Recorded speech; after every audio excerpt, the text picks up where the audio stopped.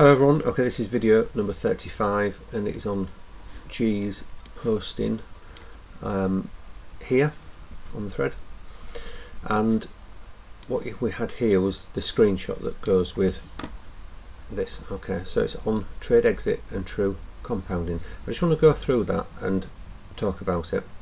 1. Don't use take profit. The market is deaf and doesn't listen to your hopes and prayers, which is obviously extremely true. 2. Start trading with a small loss and continuously use fixed lot sizes. This is where our compounding comes in. Entries are according to currency strength, tick volume and volume. So we're using these indicators as a backup and a filter to confirm that we're doing the right thing. Enter as close as possible to the tick volume phase change, going from negative to positive. So let's talk about that. So we have a zero line here, okay, and the change, phase change, is here where it crosses. So this is in a downtrend, which is below zero. This is above zero, so it's in an uptrend. And this is, in this instance, because we're going into an uptrend, this is the phase change area here.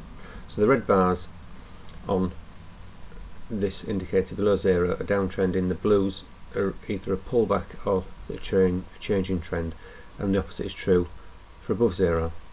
Okay, so that is that particular point. Right, as long as tick volume is positive above zero, you stay long in a long trade. Never mind the pullbacks, they are opportunities. The opposite is true for short trades. So once we're above, we're going to stay in a long trade. We're going to go long here, okay, and the opposite is true. If we'd gone from long to short, we would stop in a short trade if it was below zero. If I can get my computer to work, it would help. Just bear with me and I'll drag everything back over. In fact, I've gone and lost that one. I'll have to bring that one up. Just bear with me a minute. Right, open up a new one. We'll shove it over there. Right, back again. Okay. Right, let me just expand that a little bit. The next one, initial stop loss is set at the close of the previous swing, as indicated by a previous area of red bars. So let's just have a look at that. So these horizontal bars, the red ones, are where the stop loss is set. So we can see them, can't we? The vertical dotted lines are the entries. Okay. So let's find the entry first and see where the stop loss is set. So we've gone through this phase change into an uptrend, so we want to go long. So here is the line that G has put in. So here's our entry. So where do we put the stop loss? Well, we put it to the previous swing low, or Z-leg low, or the last red bar, or the area of red bars where the lowest point was. Okay, so there's our stop loss. Okay, now as it's coming up, we're now into an area of red bars. Okay, you can see it's pulling back, isn't it, the price? And then we get our blue bar, so we now enter a second lot here. Okay, and in doing so, we look back at the red bars and we find the lowest point, which is it'll be there, won't it? Okay, so that's our stop loss. So we remove this stop loss and move the stop loss here. We've now locked in this profit, haven't we, from this first entry here, and this is our second entry. So as the price moves up and then we enter into the red bars, we wait for the blue bar, which is here. So this is our third entry. So we're in here and we look back at the red bars and find the lowest point, which is here. So we move our stop loss from here to here. So we've now locked in profits from this one and this one. So these two entries here, they're locked in, the profits are locked in, and our stop loss is here. Okay, so we'll do this once more.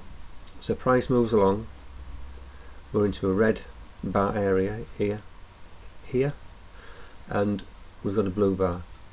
So we'll look back at the red bars and find the lowest point, put our stop loss in, and now we've locked in profits from the previous 3 entries, and each time we've kept moving our stop loss up. And of course this is the effect of compounding. But bear in mind, of course, that you need to use your other indicators here to back up the information that you're taking from the tick volume. They just act as filters, don't they, and give you some sort of assurance, or hopefully some sort of assurance that you're doing the right thing. Okay. So we have covered this, haven't we? At each end of the red bars, with the first blue bar, you move your stop loss to the next close of that area. So okay, we've done that. So repeat until stopped. So eventually, of course, with this compounding effect, you're grabbing lots and lots of pips, and eventually you'll get stopped out, because the trend never goes on forever. If it did, we'd all be very rich or very poor, wouldn't we? Okay. So that basically there just explains what the lines are on the chart.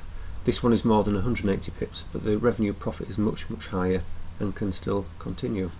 By the way, there is an addition to this method which makes it even more powerful, more profitable, and still safe, but that's more advanced and for another time. So we're waiting for the sequel now, aren't we? Come on, G, we need part 2. And what he's done here obviously is he's drawn up the different trades, number 1, 2, 3, 4, and you can see the compounding effect, can't you, of this entering small lot sizes and moving your stop loss up each time, which obviously protects those previous trades. So yeah, excellent. And the only thing I would say is that I'm going to do another video on the OBV divergence indicator. Probably won't get a chance this morning to do it, but I'll do it possibly today. And we need to talk about this one, because this is a really good indicator, is this one, used in combination with what we already have. So, well, I hope that was helpful, and I hope I got it right, because if I didn't, you know where I'll be. I'll be in the headmaster's office. So, alright, bye chaps.